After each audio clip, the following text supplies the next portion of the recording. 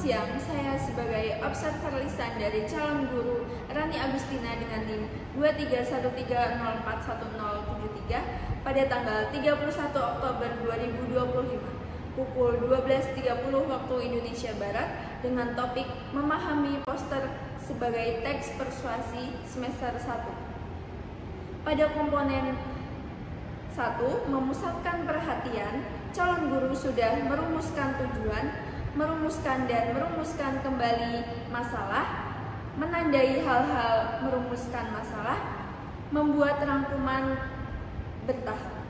Pada poin kedua, calon guru sudah memperjelas masalah atau urutan pendapat, memparafrase, merangkum, menggali, dan menguraikan secara detail. Selanjutnya pada poin ketiga, menganalisis pandangan siswa. Calon guru sudah menandai persetujuan dan ketidaksetujuan dan meneliti alasannya. Pada komponen 4, meningkatkan urutan siswa. Calon guru sudah menimbulkan pertanyaan, menggunakan contoh, menggunakan hal-hal yang sedang hangat dibicarakan, menunggu, dan memberikan dukungan. Selanjutnya pada poin kelima, menyebarkan kesempatan berpartisipasi. Calon guru sudah meneliti pandangan, mencegah pembicaraan yang berlebihan, dan menghentikan atau melarang monopoli. Selanjutnya pada komponen ke-6, menutup diskusi. Calon guru sudah meneliti pandangan, memberi gambaran yang akan datang, dan menilai. Baik, saya sebagai observer lisan, terima kasih.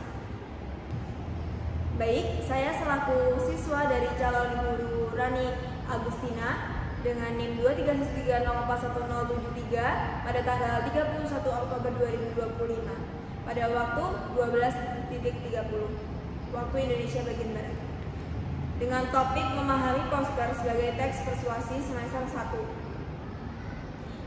akan merespon diskusi kelompok kecil pada hari ini. Pada poin 1 mengenai seberapa banyak respon saya dalam diskusi, saya sudah cukup memberikan respon. Pada poin kedua mengenai komentar anggota kelompok yang relevan, komentar saya hampir relevan. Pada poin ketiga mengenai ada anggota yang berbicara terlalu banyak, di dalam kelas tidak ada anggota yang berbicara terlalu banyak. Pada poin keempat mengenai apakah saya mempunyai waktu untuk berpikir setelah guru mengajukan pertanyaan atau teman saya berbicara. Ya, saya selalu mempunyai waktu untuk berpikir. Pada poin kelima mengenai apakah benda-benda yang diperlihatkan guru menyebabkan Anda ingin berbicara. Ya, saya kadang-kadang ingin berbicara saat melihat benda yang diperlihatkan guru. Pada poin keenam mengenai apakah menganggap guru tertarik pada apa yang saya bicarakan. Ya, saya merasa kadang-kadang guru tertarik dengan apa yang saya bicarakan. Pada poin ke-7 mengenai selama diskusi apakah saya mengemukakan ide baru. Ya, saya mengemukakan ide baru. Pada poin ke-8 selanjutnya bila guru mengajukan pertanyaan apakah pertanyaan tersebut cukup jelas bagi saya.